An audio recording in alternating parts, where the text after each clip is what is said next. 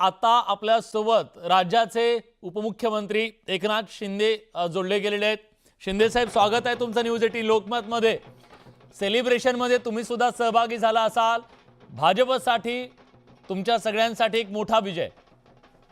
मोदीजींचं मनापासून अभिनंदन करायला पाहिजे, कारण हे मोदीजी की गॅरंटी का कमाल आहे। त्यांच्या गॅरंटीवर लोकांनी दिल्लीकरांनी विश्वास ठेवला आणि महाराष्ट्र पाठोपाठ दिल्लीमधील मतदारांनीही प्रधानमंत्री माननीय मोदीजी यांच्या नेतृत्वावर विश्वास दाखवलेला आहे। आणि भारतीय जनता पक्ष आणि एनडीए यांच्या विजयाची घोडदौड सुरू आहे आणि त्याबद्दल मी त्यांचं मनापासून अभिनंदन करतो। खरं म्हणजे दिल्ली करांवर गेले 10 वर्ष असलेलं आपचं संकट या निमित्तानं दूर झालंय असं म्हटलं तर वावगं ठरणार नाही। दिल्लीच्या विकासावर आलेली ही आपदा टळली आहे असं म्हटलं तर वावगं ठरणार नाही। त्याचबरोबर संविधान आणि मतदान सगळे संकटात असल्याचा खोटा दावा करणाऱ्या काँग्रेस पक्षाला आणि आप पक्षाला लोकांनी चारी मुंड्या चित केलेल्या आहे आणि खोटेपणा हरला, दारू घोटाळा हरला आणि खरेपणा जिंकला। खरेपणाला मतदारांनी भरभरून साथ दिली, त्याबद्दल दिल्लीकर मतदारांना मनापासून धन्यवाद देतो। खरं म्हणजे आमच्या एनडीए म्हणून शिवसेनेने देखील भारतीय जनता पक्षाला या निवडणुकीमध्ये पूर्ण समर्थन दिलं होतं, पाठिंबा दिला होता आणि युती धर्म पाळला होता। आणि त्याचबरोबर घरोघरी लक्ष्मीची पावलं उमटावीत म्हणून मोदीजींच्या नेतृत्वाखालील सरकारने सादर केलेल्या यंदाच्या केंद्रीय अर्थसंकल्पावरही मतदारांनी पसंतीची मोहर उमटवली। कारण 12 लाखापर्यंत इन्कम टॅक्स फ्री नोकरदारांना जी संधी मिळाली, जो फायदा मिळाला, त्याचंही प्रतिबिंब याच्यामध्ये उमटलेला आहे।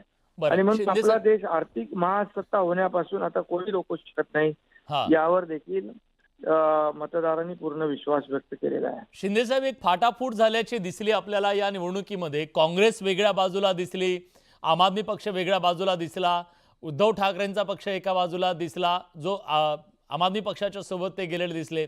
इंडिया आघाडीची फाटाफूट दिसली, तुम्हाला याचे परिणाम दिसतील? हे सत्तेसाठी खुर्चीसाठी एकत्र आलेले इंडिया अलायन्स आहे।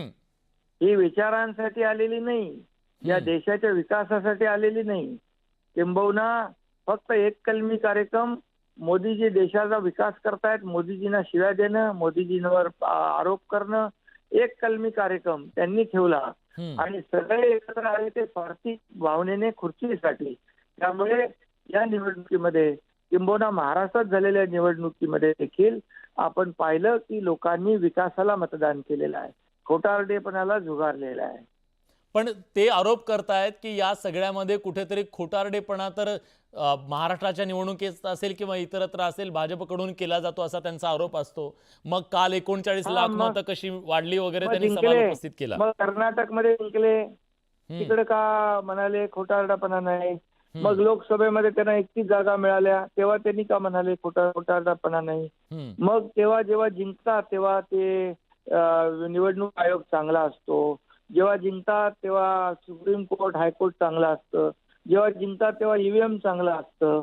आता तर त्यांनी मतदार याद्यांवरच आरोप केलेला आहे आणि त्यामुळे नाचता येणं अंगण वाकडं। जेव्हा जेव्हा हरतात तेव्हा तेव्हा या सगळ्या संस्थांना शिव्याशाप देतात आणि म्हणून जनता काम करणाऱ्यांच्या बाजूला उभी राहिली, हे या दिल्लीच्या विकासाच्या बाजूला उभी राहिली आणि मोदीजींच्या विकासाच्या नेतृत्वावरच्या बाजूला उभी राहिली, हे या ठिकाणी दिसलेलं आहे। शिंदे साहेब, एक शेवटचा प्रश्न।